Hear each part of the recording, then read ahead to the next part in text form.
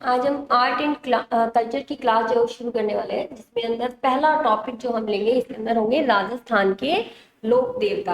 ये हमारी पहली क्लास है इसकी, आर्ट एंड कल्चर की। तो इसके अंदर सबसे पहले हम लोक देवताओं के बारे में पढ़ते हैं। तो जितने भी हमारे लोक देवता हैं उनके अंदर से देखो, अगर पिता और पुत्र की बात की जाती है तो देखो पिता जो है वो मांगलिया मेहा जी जो थे, वो भी एक क्या थे, लोक देवता थे। ठीक है। और इसके अलावा हड़बू जी थे, वो भी कौन थे, एक लोक देवता थे। लेकिन मांगलिया मेहा जी जो है वो हड़बू जी के क्या थे, पिता थे। ठीक है। तो कई बार पिता और पुत्र का संबंध जो है वो इन दोनों के बीच में पूछ लिया जाता है कि कौन इनके पिता थे या कौन पुत्र थे, जो कि दोनों ही लोक देवता माने जाते हैं। कौन से ऐसे पिता पुत्र हैं। तो इस तरह के क्वेश्चन कई बार आए हुए हैं। ठीक है। तो पिता कौन है, मांगलिया मेहा जी हैं, और पुत्र कौन थे इनके, हड़बू जी थे। उसी तरह से देखो सवाई बोझ है। ठीक है, ये पिता थे। और इनके पुत्र कौन है, देव नारायण जी। ये दोनों ही क्या है, लोक देवता माने जाते हैं। फिर देखो गोगा जी है और केसरिया कुंवर जी है। तो ये भी पिता पिता भी क्या थे, लोक देवता थे, और पुत्र भी क्या थे, लोक देवता थे। ठीक है। तो ये तीन तो क्या हो जाएंगे, पिता पुत्र के अंदर आ जाएंगे, जिसमें सबसे पहले मांगलिया मेहा जी और पुत्र कौन है, हड़बू जी। ठीक है। फिर सवाई भोज पिता और देव नारायण जी कौन है, इनके पुत्र है। फिर गोगा जी कौन है, इनके पिता है, किसके, केसरिया कुंवर जी के। तो इस तरह से आपको पिता पुत्र का संबंध जो है वो आपको थोड़ा सा ध्यान रखना है।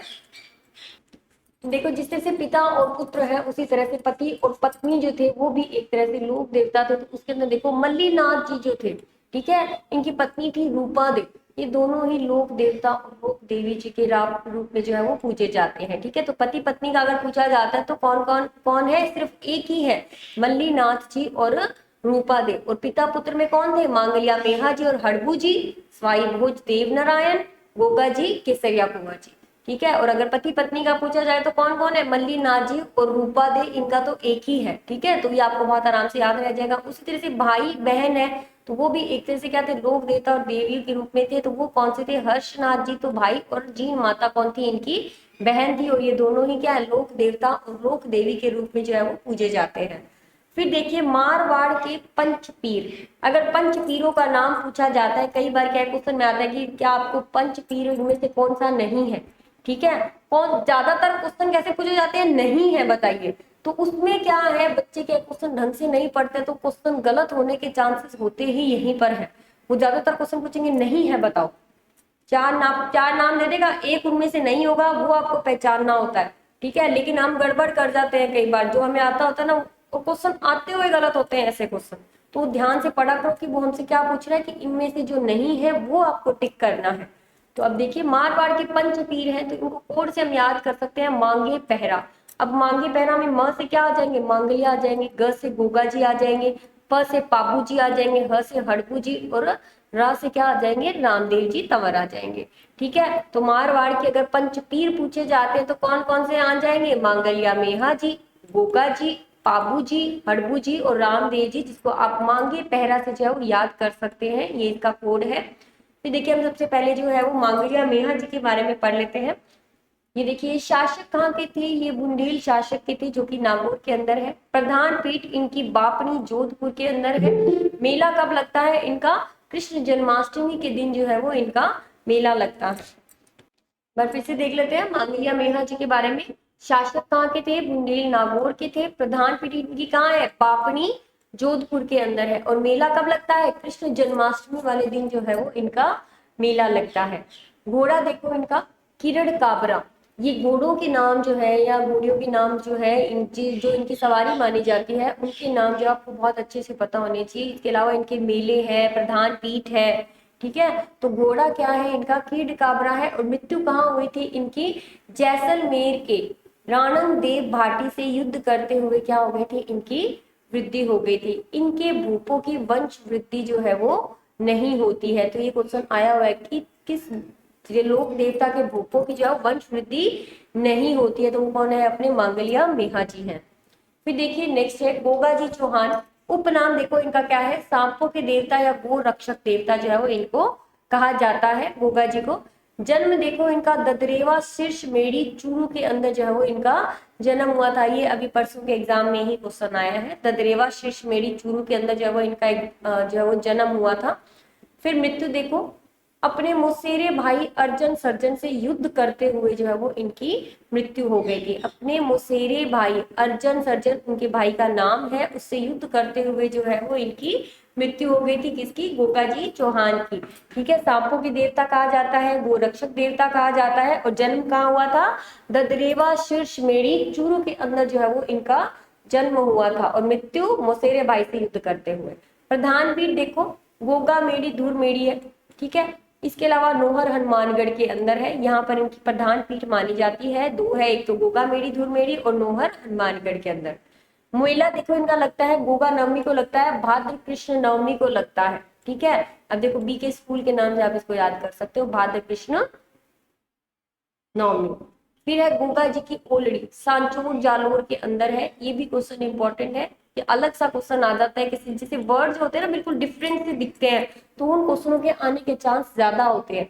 ठीक है, अगर आपने कुछ ऐसे शब्द हो जो आपने नहीं सुन रखे हो, नहीं पढ़ रखे हो, ठीक है, तो वो क्वेश्चन जो होते हैं ना वो थोड़े से ध्यान से पढ़ा करो, उन क्वेश्चन के आने के चांसेस बहुत ज्यादा होते हैं एग्जाम के अंदर। तो देखो गोगा जी की ऑलरेडी कहाँ है? सांचौर जालोर के अंदर है। थान देखो इनके कहाँ लगते हैं? खेजड़ी का जो वृक्ष होता है उसके नीचे पत्थर पर बनी सर्प आकृति। ठीक है, खेजड़ी का वृक्ष होगा, उसके नीचे क्या, एक पत्थर के ऊपर जो एक सर्प की या सांप की आकृति बनी हुई होती है, वो क्या कहलाते हैं? इनके थान कहलाते हैं। इनके थान पर विवाह के बाद तोरण रखे जाते हैं। तपस्या स्थल है इनका गोरख मालिया। फिर देखो गोगा जी की नीली घोड़ी जो है उसका नाम क्या है? गोगा बापा कहा जाता है उसको। ठीक है, गोगा मेड़ी के निर्माता कौन थे? फिरोज शाह तुगलक थे। वर्तमान स्वरूप इनका क्या है? गंगा सिंह जी जो थे उन्होंने जो है वो इसका निर्माण किया था। फिर गोगा मेड़ी मकबरे नुमा मंदिर भी है। ठीक है, यहाँ पर क्या होता है? गोगा मेड़ी मंदिर के अंदर जो है वो जैसे कुछ समय तक तो एक हिंदू जो होता है पुजारी होता है, और एक कुछ समय के लिए मुस्लिम पुजारी भी होते हैं, तो दोनों तरह के पुजारी जो होते हैं इनके मंदिर के अंदर होते हैं। इनके मुख्य द्वार पर क्या लिखा हुआ है? बिस्मिल्लाह लिखा हुआ है।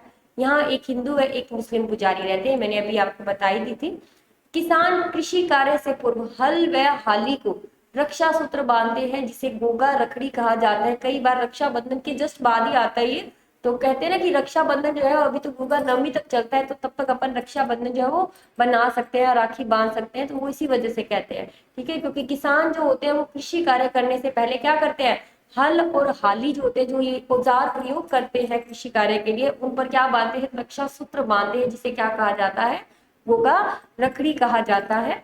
कर्नल जेम्स टोड के अनुसार गोगा जी ने क्या किया था? गजनवी से युद्ध किया था।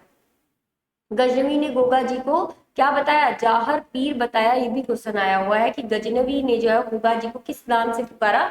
जाहर पीर। गोगा जी के युद्ध का वर्णन जो है वो जान कवि अलवर ने कायम खान रासू में किया है। ये इनकी एक किताब है, रचना है, जिसके अंदर क्या है? जान कवि जो थे अलवर के, उन्होंने कायम खान रासू के अंदर जो गोगा जी के युद्धों का वर्णन किया है, जिसमें उन्होंने क्या है कि जो गजनवी के साथ युद्ध किया था, ठीक है, गोगा जी को इन्होंने जाहर पीर नाम दिया। तो ये सारी बातें जो है वो आपको उस किताब के अंदर जो इन्होंने रचना की थी उसके अंदर आपको सारी बातें मिल जाएंगी।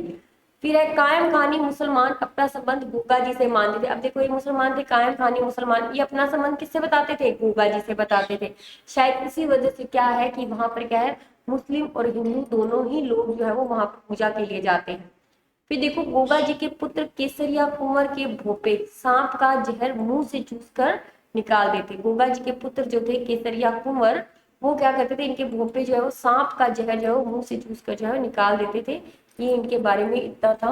आज हमने जो है वो गोगा जी के बारे में और किसके बारे में पढ़ लिया है? मांगलिया मेहा जी के बारे में पढ़ लिया है। नेक्स्ट क्लास के अंदर जो है हम क्या पढ़ेंगे? बाबूजी राठौड़ के बारे में पढ़ेंगे।